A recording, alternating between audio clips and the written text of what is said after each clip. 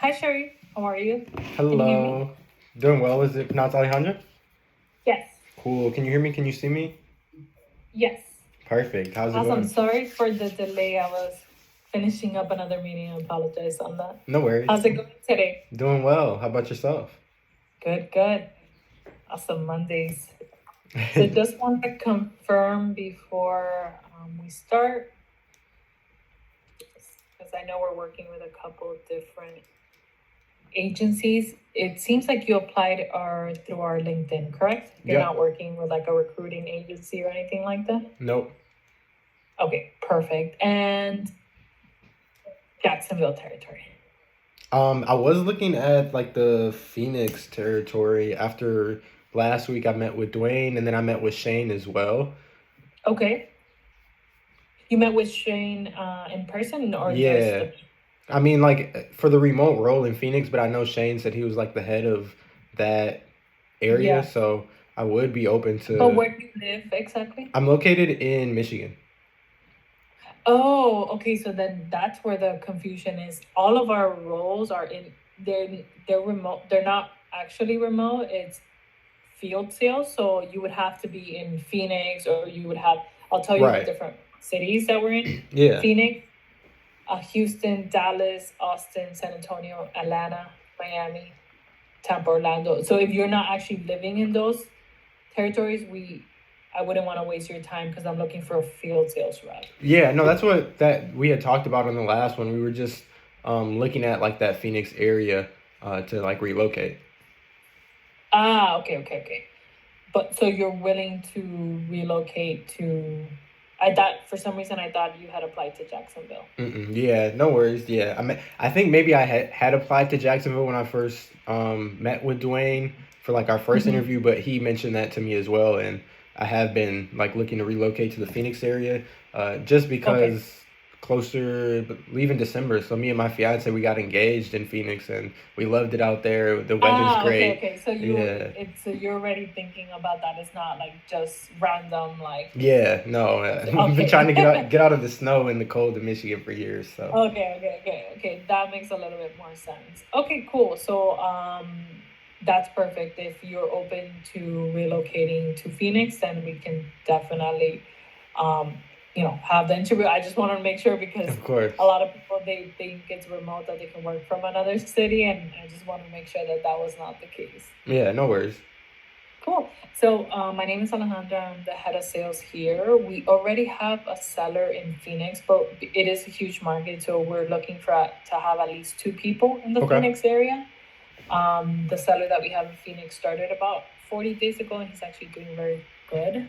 He just landed a nice little, not little, but a good mid-sized account. nice. So we're excited on that. But Phoenix, I actually was in Phoenix this last week for a couple of days. It was really nice. I I know it's gonna bet. get hotter, but it was nice weather when I was there. So just want to learn a bit more about yourself, just your background, what you're looking for in a job, and then we can go from there. Okay, cool. So where I'll start is my most recent time. I served as an account executive at a native advertising startup, and Okay. I it was called Decide. I started there as an SDR, and I led the team in outreach. I led the team in appointments set as well as deals closed, which helped me get promoted to an account executive. And Okay. I was prospecting like usually VP of marketing or like anyone who was in digital marketing, demand generation, programmatic advertising. So it was Okay. B2B, and we were selling like a B2C kind of solution. So we would help Okay. them pretty much target customers on a plethora of like publisher sites such as Microsoft, CNN, Yahoo, just to name a few. Okay. Now, prior to my time at Decide, I served as a real estate agent, and I was doing like $300 a day. I was talking to a lot of interesting people. I was a seller's agent, and I've just focused on for sale by owners, calling them, setting the appointment, and then going in person.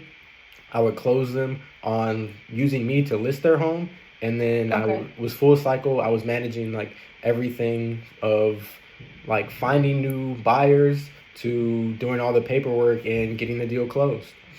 Okay. And then as well, And perfect. And do you have any experience on the light industrial, like warehousing, like targeting warehouses or distribution center? Just want to learn a bit more on Yeah, if you so can. I don't have any like direct experience of targeting anyone in warehouses, but I've done a lot of selling like in person where I've been around like the kind of industrial field. I've done selling at a lot of different conferences, and then just over the last year, like in the meantime, I've done a lot of like selling via social media. So I've grew my own brand to close to like 80,000 followers, and just by offering a lot of like value-based tips for people via social media as well. So I am comfortable like selling in that like warehouse kind of environment.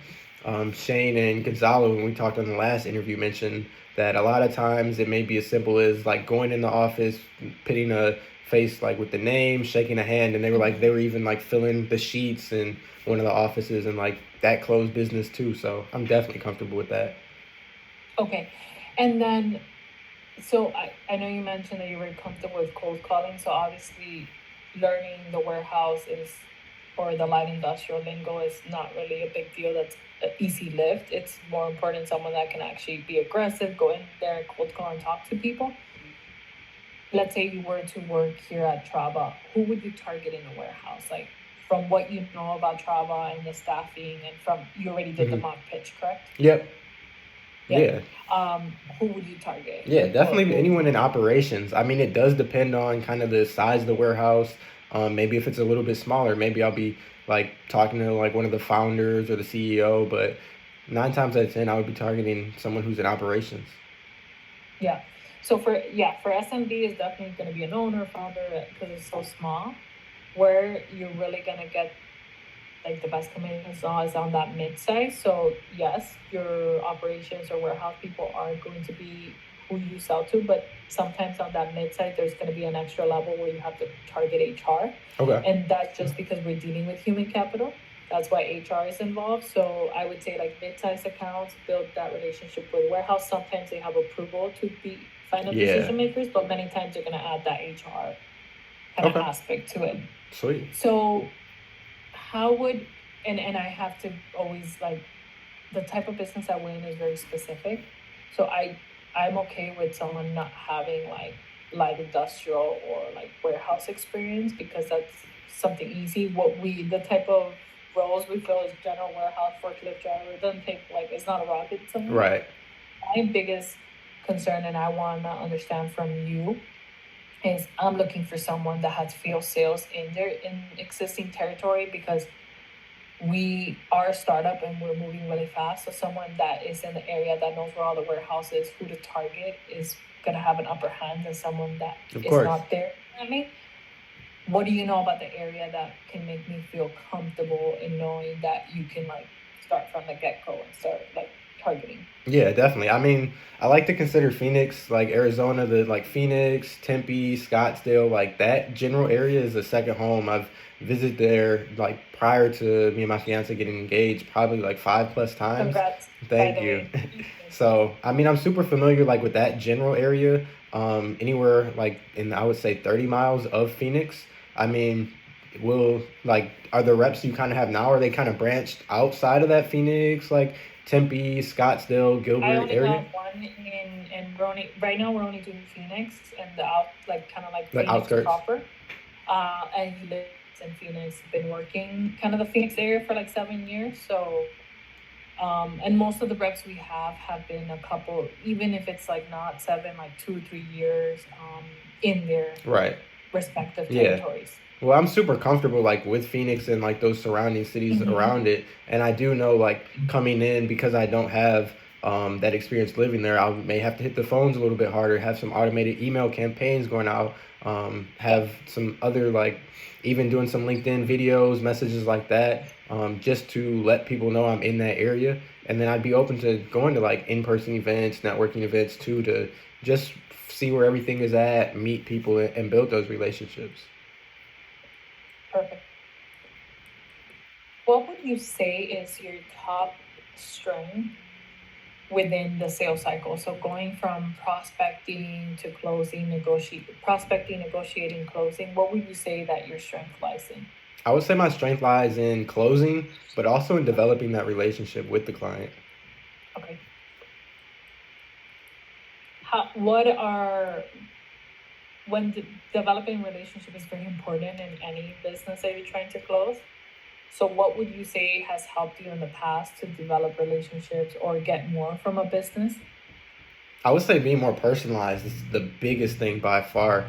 Even at like my last role at Decide when I started, I was doing a lot more of spray and pray where I was just trying to reach as much people as possible. But until I Okay. started to become personalized of like looking through their LinkedIn, maybe seeing what interests they are, sending them an ebook, or maybe they've got an in-person office in Detroit, dropping some pizzas off, shaking some hands, or even it could be as simple as like the meeting, like the subject line, meeting request, their first name plus my first name, and then just putting a quick message like, hey, I like your most recent post on LinkedIn because X, Y, and Z. That's why I wanted to reach out. I noticed you were this manager. You have more time tomorrow to talk.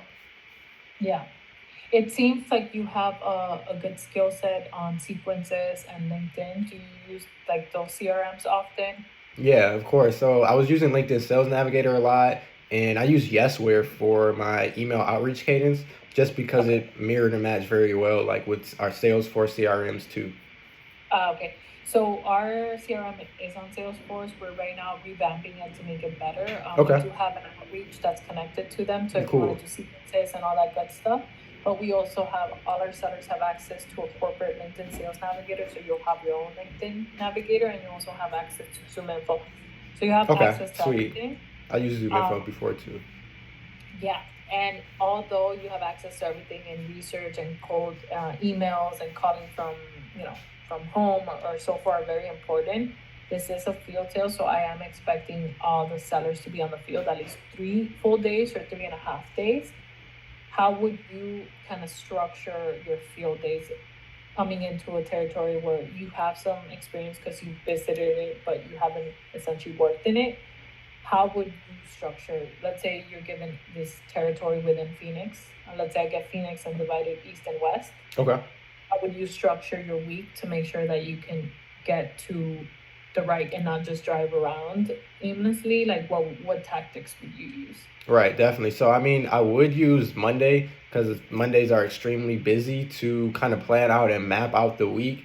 That's when I would be doing like the majority of my like cadences, my sequencing, my cold calling, just to really map out and see like how many people in operations or founders can I get in touch with and just see like, hey, I'm sure you're busy. How's this week looking? Like employment wise, are you filled for all the kind of like projects that you've got going on? We do like filling within one day, and we can get 100% of the amount, like whatever, how many workers you need filled, we can get 100 to 108%. What does this week look like? I love to drop by. I'll bring over some pizzas. Like, you like pepperoni or cheese?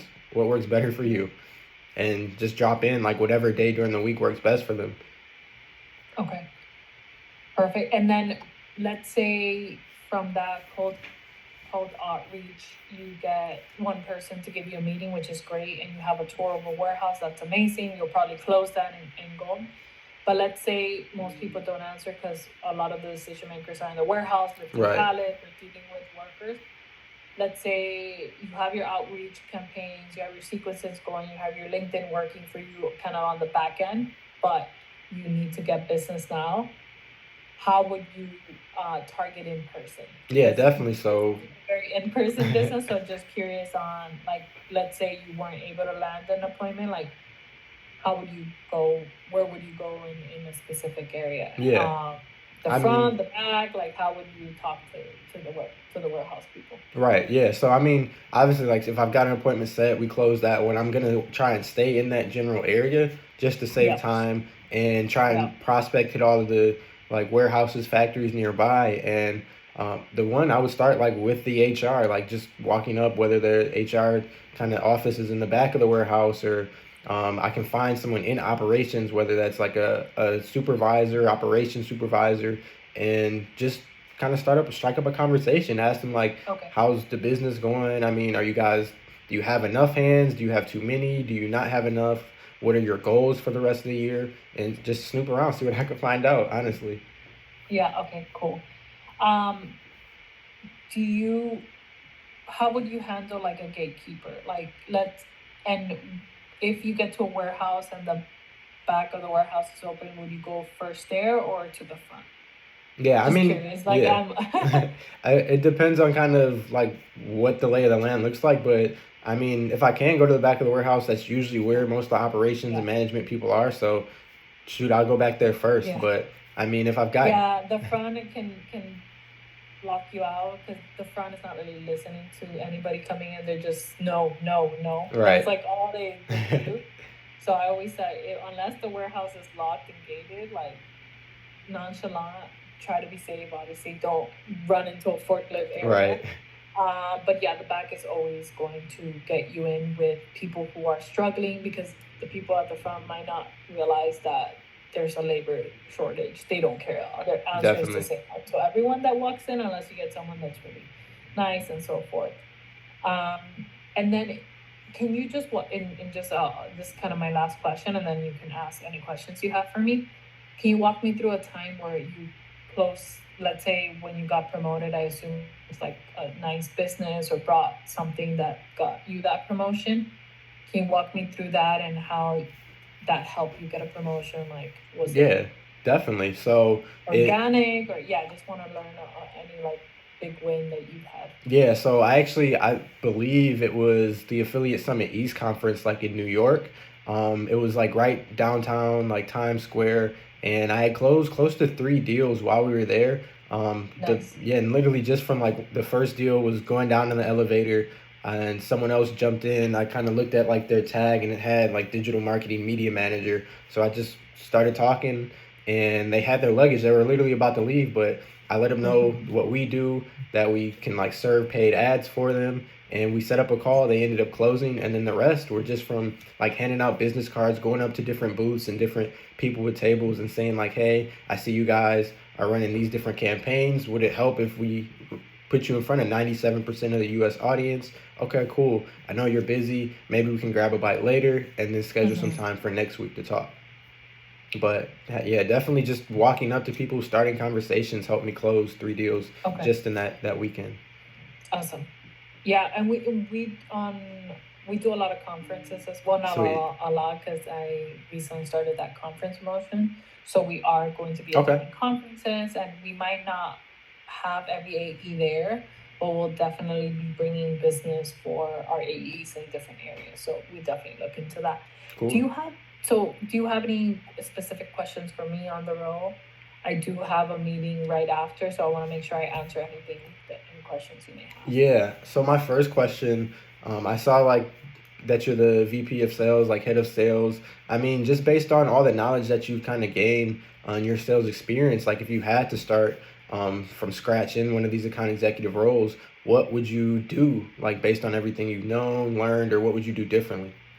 Yeah, so I'll tell you what I did because before, like being in a sales leader role, I had a lot of individual contributors roles. So the one thing that made me a top performer, or number one in a lot of the teams that I worked for, was be obsessed with my territory. Okay. Luckily, everybody coming into Java is going to have a massive territory. I worked in big Fortune 500 companies like Waste Management, where my territory was like tiny.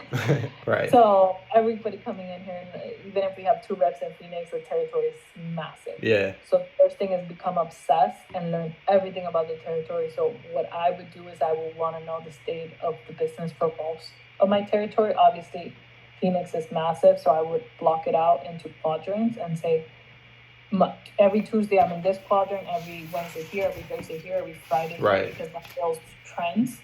So once you block off every quadrant, if you're there every Tuesday in that area, obviously visiting different companies, just really learning about them. I'm all about pipeline building here, so I don't want someone to come in and close 20 deals on the first day, which if you can, great. But build that pipeline. You Definitely. have a month ramp up period. It is very aggressive, the ramp up period. One deal close the first month, 75% to go, and then 100% to go. But divide into quadrants and stick to the right. So when you're cold calling and you're in quadrant, you keep going to the right. If you keep going to the right, you make a box. Right, right, Yeah. right. Four rights Exactly. makes a square. Yeah. So just really saturate and learn everything about that quadrant and follow up. Because a lot of people go once and they get a no and they don't come back. I will, if I know if I see a temp worker, if I see an ad on Indeed, if I see them on a competitor app, I will not stop. Right.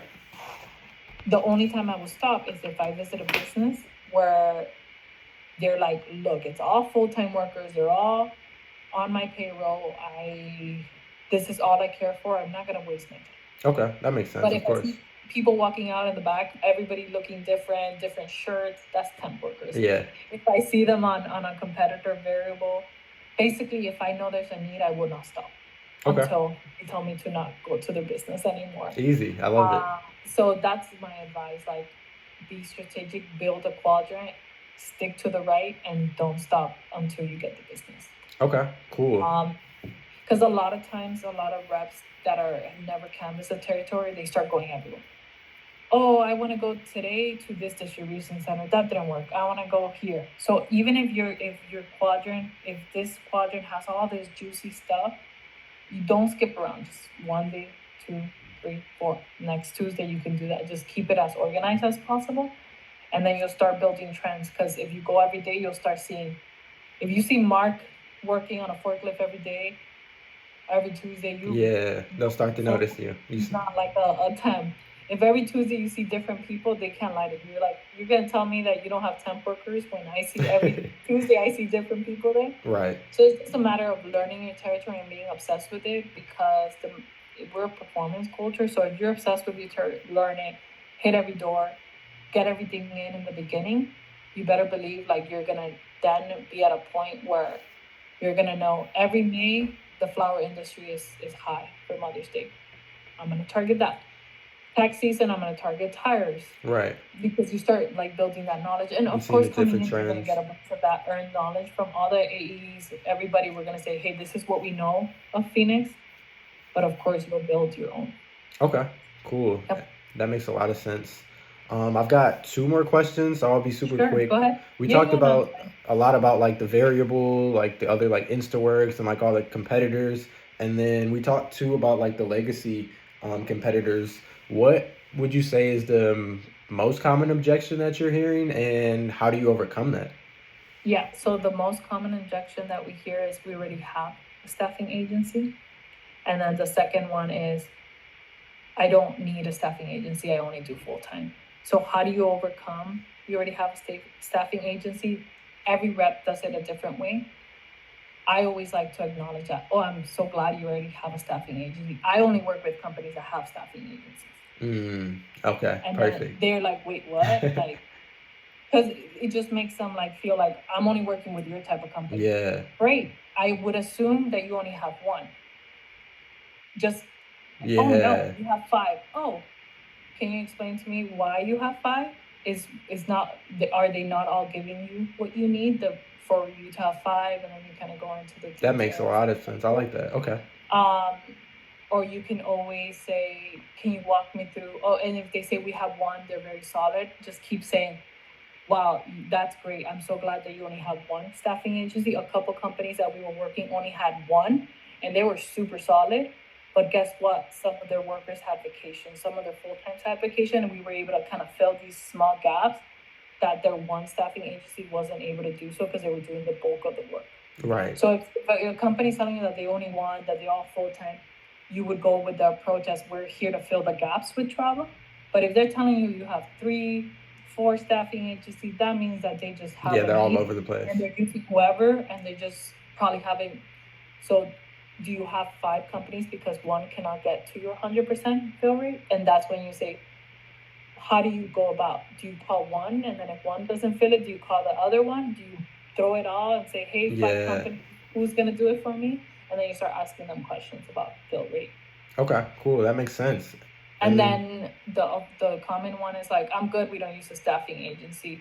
And then you'll go back to the same thing, repeating, well, I'm glad you don't use a staffing agency. A lot of the companies that we worked at first didn't use one. And then you start asking about your business. Is it because your business is solid, you don't have spikes in demand? And then they say, oh yeah, I do have a spike in demand. Oh, okay, so are you telling me that when you have a spike in demand, you keep the same amount of workers? Do you have to pay overtime? And then they're like, oh yeah, we have to pay overtime. Oh, great, well, you can use a temp work as an option because there's no overtime on temp work, the contract. That makes sense. That's a so really instead good of paying overtime and overworking your workers or not giving them the vacation when they need, you can use this as a little kind of to fill Yeah, that fill the gap. gaps too. Okay. Of course, the main goal of an AE is to get reoccurring type business, right? Yeah. You want to get a business that uses 10 people every day for 3 months or a year or whatever. But we're not going to say no to that business that needs us 10 times a year if they're going to give us a big project. Right. And we're not going to say no to something that's simple. Like if a business needs 2 forklift drivers a couple times a year, we're not going to tell them no. That's easy money for us. Exactly. What we're not going to take is if a business tells us, I need a forklift certified driver that speaks Spanish, that needs 10 years of experience. We're not a recruiting agency, so we're not going to be doing that type of weird stuff. So it's very simple. So, yeah. Okay. And then you said you had another question? Yeah. So, I mean, last question. I know you've got to jump, but I like talking to Dwayne, talking to Shane, Gonzalo. Like, they all stress the importance of, like, hard work, startup culture, and just going to get it. And I'm ready for it. Like, is there anything holding you back from moving forward with me as a candidate? And I'll be honest, and I'm very transparent. So I'm going to talk with Shane, with Gonzalo, and Dwayne. I didn't have a full, because I was traveling in Phoenix and Austin, so I didn't have a chance to read the full note. I'm going to debrief with them. My only hesitation is not working in the area. Right. That's really, you have great energy, like you know all the tech stack, all of that. So that literally we have a lot of candidates, and right now that's my only hesitation. Okay. Cool. Well, shoot, I appreciate the time. I just want to be as transparent as possible. But I'll connect with Dwayne because you got really high scores on the mock pitch. And Sweet. With Dwayne. So I just want to know if maybe they caught on something else.